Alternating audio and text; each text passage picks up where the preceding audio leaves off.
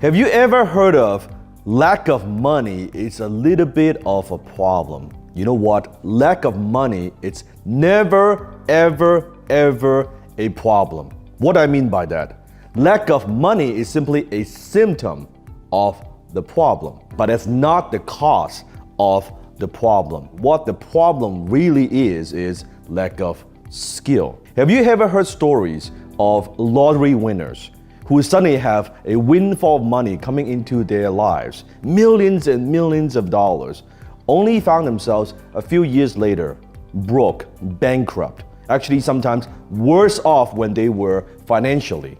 Now, why is that? They have money, but they don't have the skills of the rich. I am rich not because of my money, because I started with no money. I was in debt. I was hundreds of thousands of dollars in debt. I am rich because of my skills. So today I'm gonna teach you the 7 skills that I have mastered. The 7 skills that I believe you need to understand and master if you want to be rich. Now, as I go through each skill, I want you to ask yourself the question and comment below and rate yourself from a 0 to 10. 0 being like absolutely horrible, like you suck, and 10 being world class. So here we go. Skill number 1, the ability to talk to customers persuasively. I call that closing skill. Do you know how to close? Can you articulate the value of what you do to your potential clients? Do you know how to ask powerful questions that compel people to buy? Are you comfortable talking to strangers, presenting your ideas, demonstrating your product or service? Closing skill, I believe it's one of the most important, if not the most important skills you need to master if you want to be rich. When you're talking to customers, you're closing. When you're talking to vendors, trying to persuade them to give you better terms, guess what? You are closing. When you're talking to your employees, you are closing. So that's skill number 1. The number 2 skill that would make you rich, and that is the ability to speak to groups. I call that public speaking skill. You see, do you know the number 1 fear that most people have in life? It's not snake and it's not even death.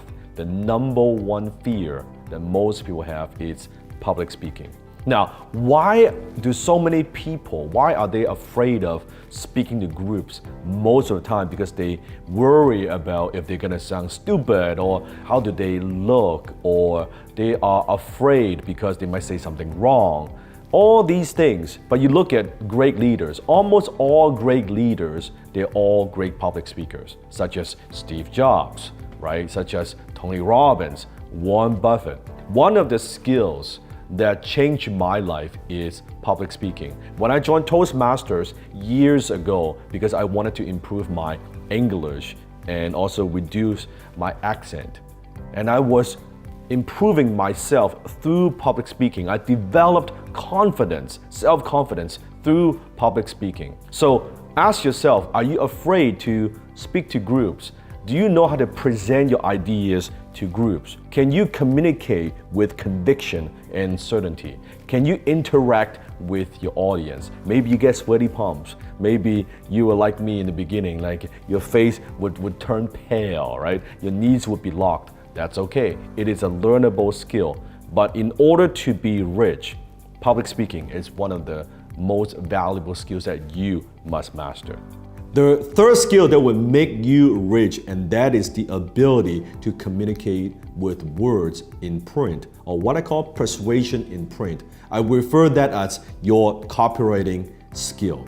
Now notice I said copywriting skill. Now copywriting, I'm not talking about being all grammatically correct, although it's good to do that. But I'm not talking about what you learn in school, the academic writing. I'm talking about communication. I'm talking about maybe it's your webpage, your video. I'm talking about your email. How do you communicate with the written words? Now, why is this so important? Because in day-to-day communication, the emails you send or the social media posts or the agreement, the contract, your LinkedIn post or your blog, a lot of that is written communication.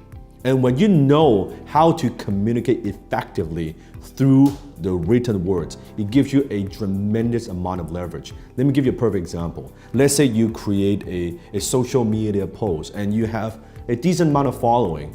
That gives you leverage because what you say and what you write, that is seen by hundreds of people, thousands of people. In my case, it could be millions of people. In fact, copywriting is the very first skill that I developed as young Dan Lok, and that's the skill that changed my life. That's how I went from losing money and not making enough money to earning $10,000 a month in my early 20s.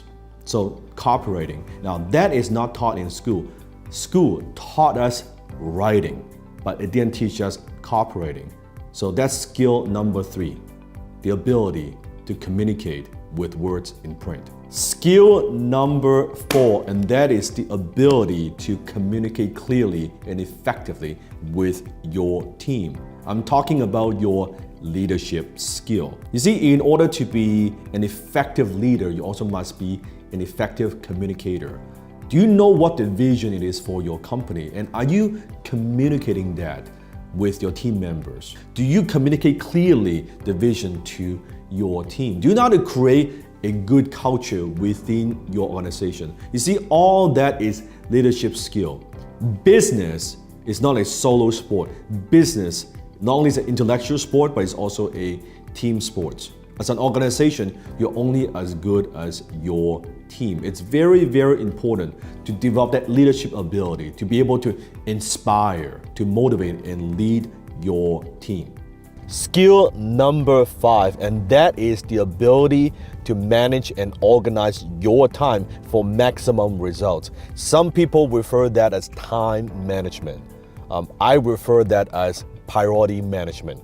Because at the end of the day, we all only have 24 hours a day, 7 days a week, and 365 days a year. You cannot actually manage time because we all have the same amount of time. However, what you can manage is your priorities. What are the important things you got to focus on? What are the important things that would move the needle, that will help you move closer to your goals? The problem is school never taught us how do we manage our priorities, right? You're doing your homework, you're taking exams, you're taking care of your family, you're doing a bunch of different things, but most people, we never take the time to slow down and look at what we do and ask ourselves, okay, why am I even doing this at all? What is the payoff of these activities? We never ask ourselves those profound questions. And at the end of the day, priority management really is self-management. How do you manage yourself? And if every single day you can manage your time efficiently and effectively, and you focus on just a handful of things, right? There are 2 or 3 things that you know if you keep doing that consistently would get you the results that you want. So rich people understand, they realize the value of their time, and that's why they avoid what I call minimum wage activities. If someone can get the job done costing you less than what your time is worth, we delegate it. So that's skill number 5. Skill number 6, and that is the ability to read financial statements. I call that financial literacy skill. Now, this skill is not taught in school. In school, how do we measure how well we do?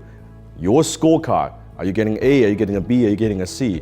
Well, in the real world, in the business world, we look at your financial statements. Your financial statements, they are your scorecard. It tells us how well you are doing financially. How well are you managing your money? Now, you may be thinking, well, Dan, are you asking me to be an accountant, like take an accounting course or be a bookkeeper, things like that? No, but you do need to understand the language of money. Financial literacy, that's the language of money. How money works, your balance sheet, your income statement, your cash flow statement. When you look at the statement, you just look at the number and say, oh my God, man, I don't know what's going on, or I'm not making enough money this year in this fall, or I'm having a loss this year in business. Or can you read between the lines? What is it telling me? What's the story? How am I managing my money, right? And you need to understand the basics of some of these vocabularies of money: credit score, return on investment, profit and loss. right? Capital gain, capital loss, depreciation. A lot of these words, that's what you have to understand. You cannot improve something you don't measure. So financial literacy, and it's extremely important skill you must master if you want to be rich. Skill number 7, and that is the most important skill out of them all, and that is the ability to manage your own mind. I call that your mindset skill. Frustration, negativity, fear, envy, depression, limiting belief, procrastination. How do you manage your emotions? How do you manage your mind? You see, you could get all the other 6 skills right, and you can master all other 6 skills, but if you don't have your mindset right, it's not going to work. I've said it many times. The book Napoleon Hill wrote, it's called Think and Grow Rich. Part of thinking is managing your mind. What are you feeding in your mind? How many times you know exactly what you need to do to accomplish your goal, to achieve results, but you cannot get yourself to do it because of procrastination?